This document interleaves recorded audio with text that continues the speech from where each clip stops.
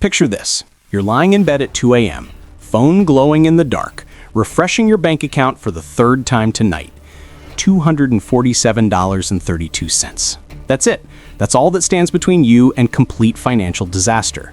Your car needs an oil change, your phone screen is cracked, and you just got a text that your friends are going to that new restaurant this weekend. You know, the one where appetizers cost more than your weekly grocery budget. Here's what nobody tells you about that moment. That sick feeling in your stomach, that's not just anxiety. That's your brain literally operating in survival mode, and it's costing you more than you could possibly imagine. But what if I told you there's a specific number, not $1 million, not even $10,000, that completely rewires how your brain processes money, risk, and opportunity? That number is $5,000. And once you hit it, everything changes, and I mean everything. My name is Jack, and I've spent the last 6 years obsessing over one question. Why do some people build wealth effortlessly, while others stay trapped in the paycheck-to-paycheck nightmare, even when they're making good money? The answer isn't what you think. If this video helps you finally understand how money actually works in your brain, smash that subscribe button and hit the like button. Because what I'm about to show you is something most financial advisors will never tell you. Now, before we dive into why $5,000 is the magic number, let me destroy a myth that's probably holding you back right now. Most people think financial stress is about not having enough money. Wrong. Dead wrong. Financial stress is about your brain being stuck in what neuroscientists call scarcity mode. And here's the terrifying part. Once your brain enters scarcity mode, it literally cannot think about growth or opportunity. Princeton researchers did a study that will blow your mind. They found that when people experience financial scarcity, their IQ effectively drops by 13 points. 13 points! That's the difference between normal function and being legally drunk. When you have zero savings, every single decision runs through a filter of fear. Can I afford this? What if I lose my job? What if my car breaks down? What if? But here's what's really insane. That constant low-level panic isn't just uncomfortable. It's actively destroying your ability to make good decisions. You take the first job offer that comes along, even if it's terrible, because you can't afford to be picky. You stay in toxic relationships because leaving feels financially impossible. You say yes to things you hate because you need the money. This is survival mode, and survival mode is a poverty trap. I learned this the hard way. 3 years ago, I was making $62,000 a year. Pretty decent money, right? But I was broke, like overdraft fee on a $4 coffee broke. Every month felt like I was drowning, not because I didn't make enough, but because I had zero buffer, zero margin for error, zero ability to think beyond the next 2 weeks. Then something clicked. I read a study from the Consumer Financial Protection Bureau that made me physically angry. You know what they found? Having just $2,000 in emergency savings increases your financial well-being by 21%. $2,000! That's less than most people spend on a vacation, less than a used car, less than 1 month's rent in most cities. But here's where it gets really interesting. When researchers pushed that emergency fund to $5,000, something magical happened. That 21% increase in financial well-being, it more than doubled. But the real transformation wasn't in the statistics. It was in how people's brains started working differently. Okay, so here's what actually happens in your brain when you hit $5,000 in savings. And this is where things get wild. Neuroscientists at UCLA did brain scans on people before and after they built emergency savings. What they found was shocking. When people hit around $5,000 in savings, their cortisol levels, that's your stress hormone, dropped by 32%. But more importantly, their prefrontal cortex, that's the part of your brain responsible for long-term planning, literally lit up on the scans. Their brains physically changed. Let me show you what this looks like in real life because the statistics don't capture how dramatic this shift actually is. Scenario 1, zero savings. Your check engine light comes on. Immediately, your heart rate spikes. Your palms get sweaty. You're running through worst-case scenarios. How much will this cost? Do I put it on my credit card? Can I borrow from my parents? Do I even have enough credit limit left? You're panicking before you even know what's wrong. Scenario 2, $5,000 in savings. Same check engine light. You're annoyed, sure, but you're not panicked. You're not stressed. You just deal with it. You take it to the mechanic, get it fixed, move on with your life. Same problem, completely different emotional response. And that difference, that's worth more than the money itself. Because here's what most people don't understand about financial security. The benefit isn't in spending the money. The benefit is in knowing the money is there. I call this the invisible armor effect. When you have $5,000 saved, you're wearing financial armor that nobody can see, but you can feel every single day. You walk into your boss's office differently when you're asking for a raise. You negotiate your salary differently when you're job hunting. You make career decisions differently when you're not desperate. But here's the part that will really blow your mind. Most people who save $5,000 never actually spend it on emergencies. A study from the J.P. Morgan Chase Institute tracked thousands of people who built emergency funds. You know what they found? Only 23% actually used that money for what we'd call emergencies. The other 77% used it for opportunities. They invested in education that boosted their salary. They started side businesses. They moved to cities with better job markets.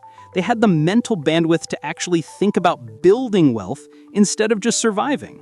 This is the secret that separates people who build wealth from people who stay broke forever.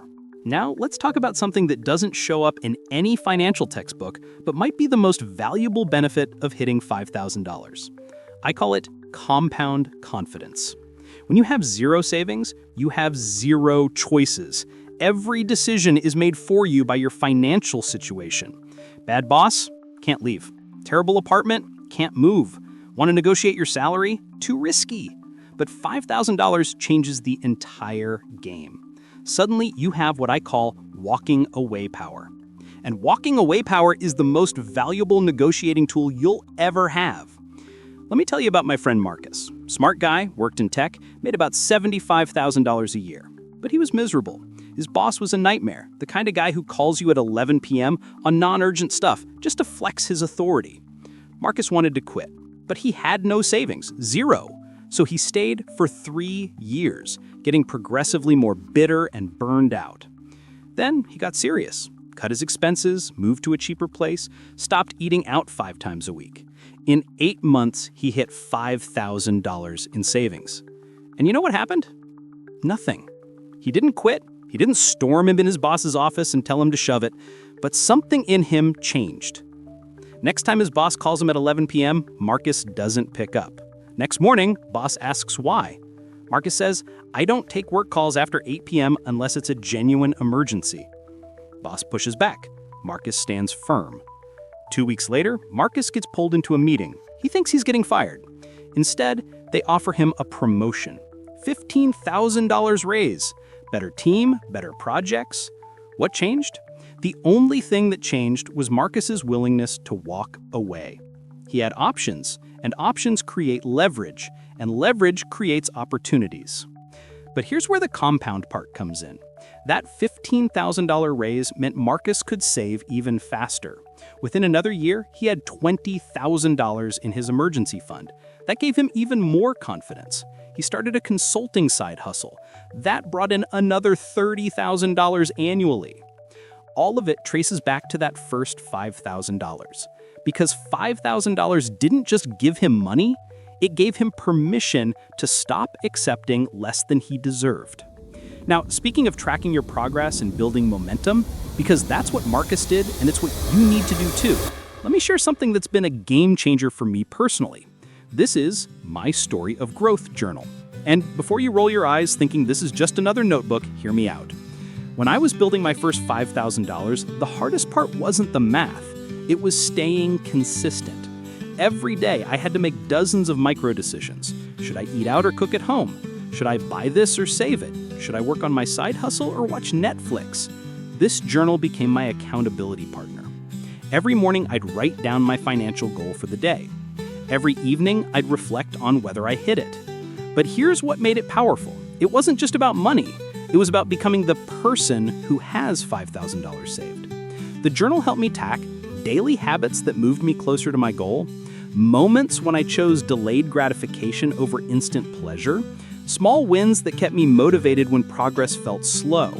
The identity shift from wanting to save to being a saver? Because here's the truth. Saving your first $5,000 requires you to change as a person. And change requires daily, consistent action, not massive heroic efforts once a month. Small, intentional choices every single day. That's exactly what my story of growth is designed for. It's not just about writing down what you did today. It's about documenting your transformation. Each page is a step towards becoming someone who doesn't just want financial freedom, someone who creates it. If you're serious about hitting that $5,000 milestone or any goal that requires sustained effort over time, grab this journal. The link is in the description.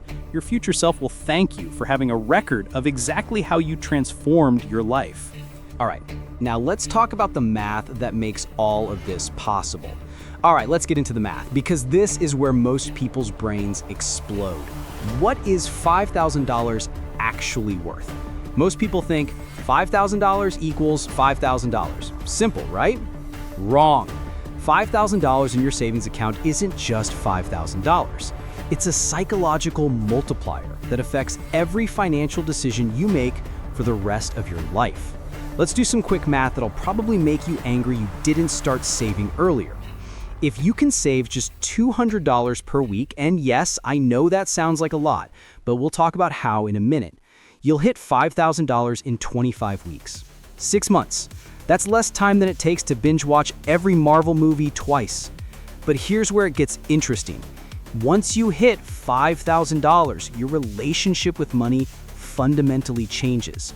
You stop thinking in terms of, can I afford this? And start thinking in terms of, is this the best use of my money?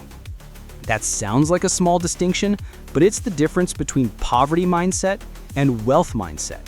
Poverty mindset asks, can I make the minimum payment? Wealth mindset asks, what's the actual cost of this debt over time?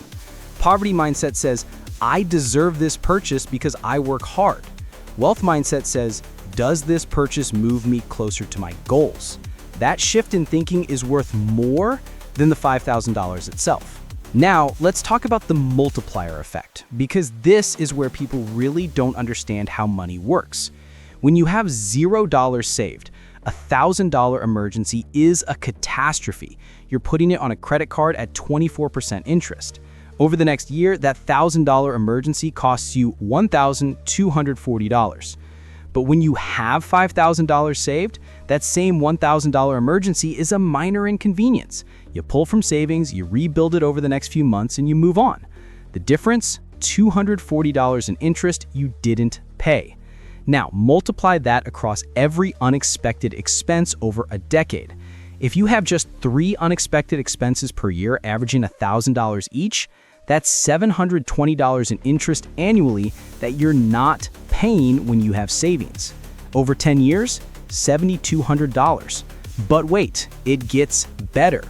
Because that $7,200 you're not paying in interest, if you invested it instead at 8% return, it grows to over $10,500.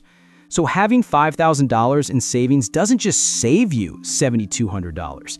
It creates more than $10,000 in additional wealth. That's a 200% return on having emergency savings. Show me a stock that does that consistently. Now look, I know some of you are watching this thinking, okay, Jack, I get it. $5,000 changes everything. But how do I actually track all this?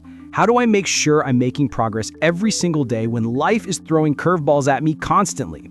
This is where most people fail, not because they don't understand the math, but because they don't have a system to stay consistent when motivation fades. And motivation always fades. That's not a personal failing. That's just how human brains work. This is why I send out a weekly newsletter, completely free, where I break down exactly what I'm doing to build wealth, the mistakes I'm making, and the strategies that are actually working in real time. Every Saturday morning, you'll get one email with one specific wealth-building tactic you can implement this week, the behavioral psychology behind why it works, real numbers from my own accounts showing what's working and what's not. No fluff, no generic advice, just practical strategies that move the needle. Because here's what I've learned over 6 years of doing this. Information without implementation is just entertainment. and implementation without accountability is just wishful thinking. The newsletter keeps you accountable. Every week, you're getting reminded of why you started this journey. Every week, you're getting concrete next steps. Every week, you're seeing proof that this actually works. The link to join is in the description. It's completely free, and if you hate it, you can unsubscribe anytime. But I promise you, if you're serious about hitting that $5,000 milestone, this weekly email will be the difference between success and giving up when things get hard. All right, now let's talk about destroying the roadblocks that are standing between you and your first $5,000. Okay, real talk time. Some of you are watching this thinking, Jack, this all sounds great, but I can barely save $50 a month. $5,000 might as well be $5 million. I get it. I've been there. So let's break down exactly how you're going to do this. No BS, no just stop buying lattes advice. Real actionable steps. First, the average American has $267 in monthly subscriptions. Streaming services, gym memberships, meal kits, apps they forgot they signed up for. Pull up your bank statement right now. I'm serious, do it. Count every recurring charge. I guarantee you're paying for at least 3 things you don't use. Cancel them. That's probably $50 to $100 right there. Next, food. The average household spends $784 per month on food. That includes groceries and eating out. I'm not saying become a monk and eat rice and beans for 6 months, but if you could cut that by just 20% through meal planning and cooking at home more often, that's another $150. Transportation. This is the big one people don't want to hear. The average car payment in America is $739 per month for a depreciating asset. I'm not saying sell your car and ride a bike, but I am asking you a serious question. Is that car payment the reason you don't have savings? Because here's what's wild. If you drove a car worth $10,000 less, which probably looks basically the same to everyone else, you'd save nearly $200 a month on the payment alone. $100 from subscriptions, $150 from food, $200 from transportation. That's $450 per month. At that rate, you hit $5,000 in just 11 months. 1 year. That's it. But here's the secret that nobody talks about. Saving your first $5,000 isn't really about the money. It's about becoming a different person. When you save $5,000, you've undergone what psychologists call an identity shift. You stop being someone who wants to save money.